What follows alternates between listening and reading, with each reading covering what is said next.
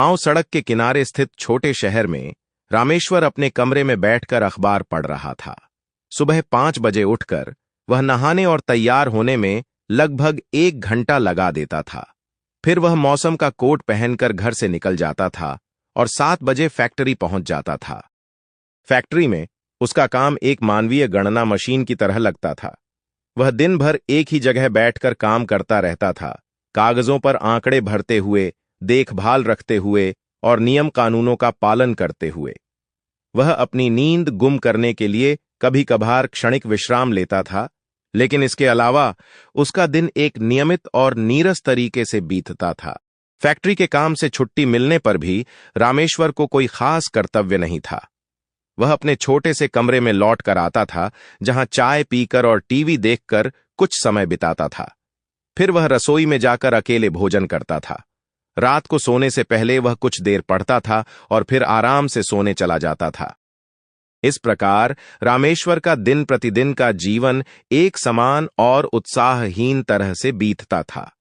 वह अपने जीवन में कोई उत्कृष्टता या खुशी महसूस नहीं कर पा रहा था। हालांकि वह अपने लक्ष्यों और महत्वाकांक्षाओं के बारे में सोचता रहता था, लेकिन उसे इनको हाथ लगाना कठिन लगता था। वित्तीय समस्याएं और परिवार की जिम्मेदारियां भी उसे परेशान करती थीं। एक दिन जब रामेश्वर अपने काम से छुट्टी लेकर पर्वत पर गया, तो उसे उम्मीद नहीं थी कि वहां उसका जीवन बदल जाएगा। वह आम दिनों की तरह ही काम करते हुए बिना किसी उत्साह के अपना काम पूरा कर रहा था। तभी उसकी नजर एक बुजुर्ग ग्रामीण व्यक्ति पर पड़ी, जो कुछ दरू बैठा हुआ था। बुजुर्ग व्यक्ति की उपस्थिति रामेश्वर की निराशा के बीच एक चमक लिए आई। वह कुछ देर के लिए उसकी ओर ध्यान से देखता रहा, जिससे उसे एक अजीब सा शांति महसूस हो रही थी।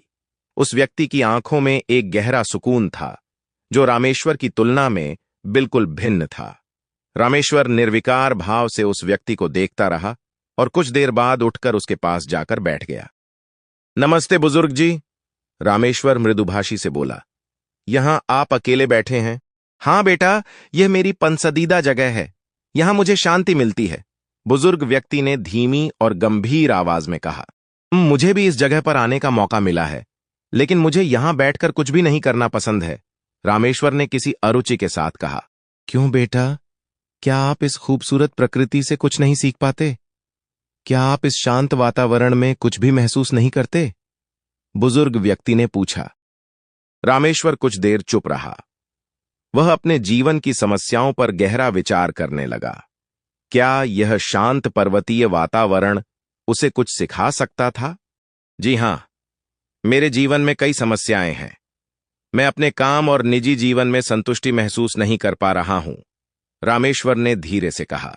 बेटा, समस्याएं तो सभी के जीवन में आती हैं, लेकिन क्या आप उनसे अपने आंतरिक शांति को नहीं गुम कर देते? बुजुर्ग व्यक्ति ने कहा। रामेश्वर कुछ नहीं बोला, लेकिन वह उस बुजुर्ग व्यक्ति की बातों पर गौर करने लगा। उसने महसूस किया कि इस व्यक्ति के भीतर एक गहरी शांति और संतोष है, जिसे वह अपने जीवन में नहीं पा रहा था। जीवन में खुशी और संतोष पाने के लिए हमें सरलता और प्रकृति के करीब होने की जरूरत है बेटा। आप भी इस शांत वातावरण में कुछ समय बिताएं और देखें कि आपका मन कितना प्रसन्न हो जाता है, बुजुर्ग व्यक्ति ने कहा। रामेश्वर ने उसके शब्दों पर विचार करना शुरू कर दिया। शायद बुजुर्ग व्यक्ति सही कह रहा था।